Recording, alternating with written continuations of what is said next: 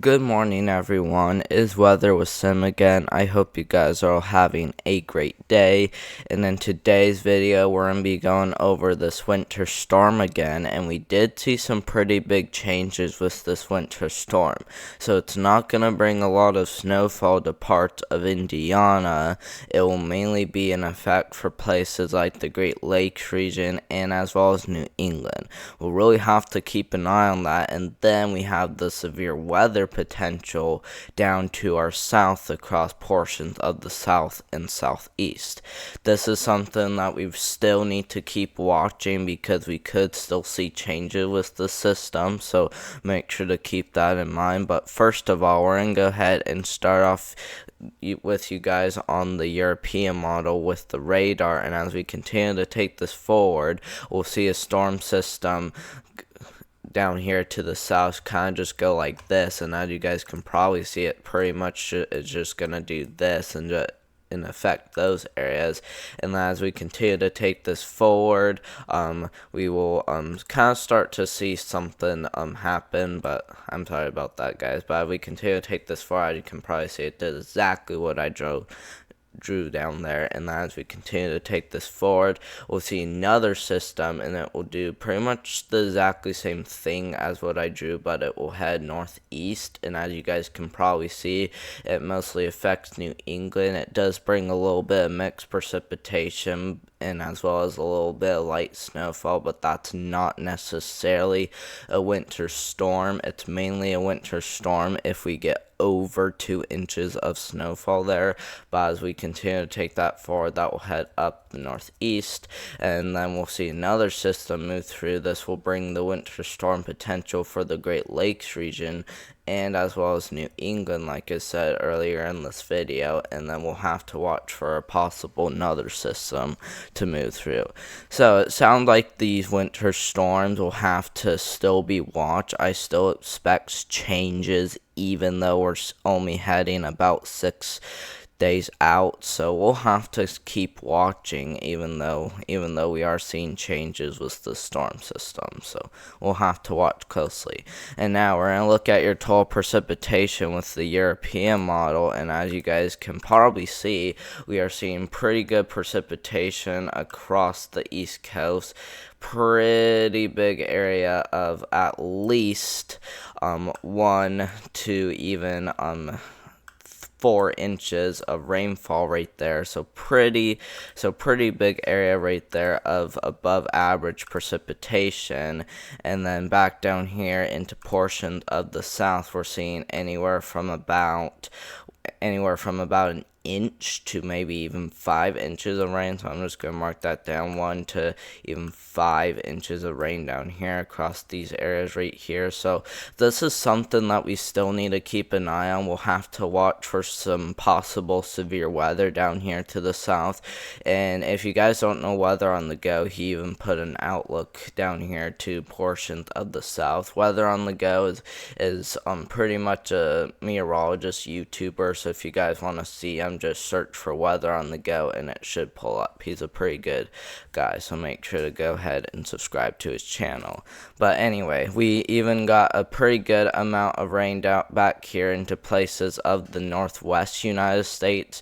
We are still seeing about the same, anywhere from 1 inch to about 5 inches of rain is what we can expect for the northwest part of the United States. So still something to keep an eye on, and then just beneficial amount across the plains, Ohio Valley, and upper part of New England. So yeah, we'll have to watch those areas closely.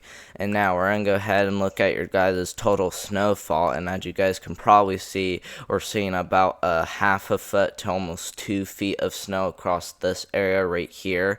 Something to really keep an eye on. We may see even a couple of nor'easters occur, and then we see another area to watch for. This is about the same, anywhere from a half a foot to even a foot of snow could be possible across these areas, maybe even up to 20 inches, like this area right here could see about 20 inches, so something to really keep an eye on. And then back down here in the to the Cascade Mountains and even the California mountains, we are seeing some pretty good snowfall too as well. So at least very heavy snowfall expected for the mountains, and then we're expecting some heavier snowfall across places of New England, the Mid-Atlantic, and as well as portions of the Great Lakes region and Midwest. Now, if we look at the radar with the GFS model, as we continue to take this forward, we'll start to see kind of a storm to even a winter storm across places of the Ohio Valley, because you can probably see some very heavy snow is possible across southern Ohio. And then as we continue to take that forward, that will head out quickly, and then we see another storm system move through this area. This will bring another winter storm across places of the Midwest, Great Lakes region, and even back through parts of New England. And then we may even see a maybe an enhanced risk occur with this line of storms that occurring right there. So we'll have to watch for some type of severe weather threat with that system. And then as we continue to take that forward, we'll even see another kind of like rain mixed precipitation type system, but more like a line of that happening. So not really going to cause any like injuries or anything. It's just going to be like beneficial rain amounts. But as we continue to take that forward, we'll see another thing come through. This will have to be watched very closely, okay, because I mean, not only are we heading at least 300 hours out, which is till January 14th, but we are seeing like maybe a chance for some heavy snow across parts of Indiana, Illinois, Iowa, and even Nebraska. So we'll have to watch the system, even though we're heading far out. So just keep that in mind, that we may even get to the point where we see several winter storms occur for the month of January. Now, if we look at your total precipitation with the GFS model, as you guys can probably see, about the same thing, anywhere from about an inch to maybe even 5 inches across these areas. GFS model seems to be a little bit more active across these areas. And then as we look at the Northwest United States, we are seeing about the same, anywhere from about an inch to about 5 inches of snow is what we can expect for those areas. So something to still keep an eye on if you do live in the Northwest United States.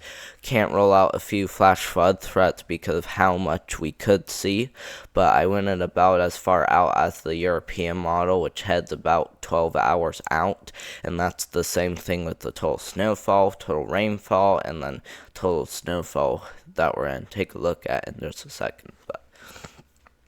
But if we take a look at your total snowfall, we're going to go ahead and take a look at right now, and as you guys can probably see, we are seeing some pretty active snowfall, and like I said, the GFS model kind of goes crazy with the total snowfall, so it's kind of gonna be a little bit unusual, I guess. So I mean, something to still keep an eye on, but we're seeing tons of snowfall back out west in the Rocky Mountains, and then we're seeing quite a bit of snowfall for parts of New England. So something to really keep an eye on still, even though it is showing pretty good snowfall. And I'm just gonna be honest with you guys, we always see changes with the GFS model, so whether we see that much or not, we're gonna always see changes with the GFS model. So don't think we're going to see over a foot of snow in parts of New England. I mean, that probably is going to be possible, but some areas of New England, that's not necessarily going to be true. So something to keep an eye on, but like I said, changes always happen, so it's okay that things don't always happen like what are showing right now. And now we're going to go ahead and take a look at your guys' excessive rainfall outlook, and this is for day 4, which is going to be for Friday into Saturday. And as you guys can probably see, for the beginning of the weekend, we have a flash flood threat in effect for places of Houston, New Orleans, getting down into Mobile, Alabama. I'll zoom in so you guys can see. And then this even includes Hattiesburg, Mississippi, getting up here towards Jackson, and then Alexandria, up here towards Shreveport, and then back down here towards College Station, Victoria, Lake Charles. So all those areas, even Baton Rouge included in this. So all those areas do have a threat for flash flooding, and then on day 5 that shifts off east. It includes quite a bit of the East Coast. Now we're going to go ahead and look at your guys' temperatures now, and as you guys can probably see, we're going to use the European model again, and we start to see our temperatures be at least near freezing. As you guys can probably see, pretty good freezing temperature that's far down south, as at least Tallahassee, Florida. Some areas do seem to stay a little bit warmer as you head farther down south, but most areas seem some pretty cold conditions. And as we continue to take this forward, we'll see some 28s and as well as a lot of 20s across these areas, and then we'll start to see maybe another one move through. So I mean, we're seeing all of these Arctic outbreaks. Thankfully, they're not terribly strong, but they are definitely pretty strong, to be honest. So definitely something to really keep an eye on and watch for. And as we continue to take that forward, we'll start to see maybe some warm-ups possibly across these areas, at least up in the 60s and 70s, and maybe even a 50s up here towards southern Indiana, back through Kentucky, Tennessee, and then back down through portions of maybe Louisiana, because some of those areas are only seeing 40s, so that's why I say portions of Louisiana could see the 50s. And as we continue to take this forward, we'll see another wave of freezing temperatures across these areas, and then we're pretty much at the end of it. So thank you guys very much for watching. Hope you guys did enjoy the new year 2024 so far. I hope you guys are gonna like this year. It's gonna be very fun and even eventful due to the solar eclipse that's going to occur on April 8th. We'll go over that as we get into February, so make sure to keep that in mind. But I hope you guys did like my video, and I will do one tomorrow.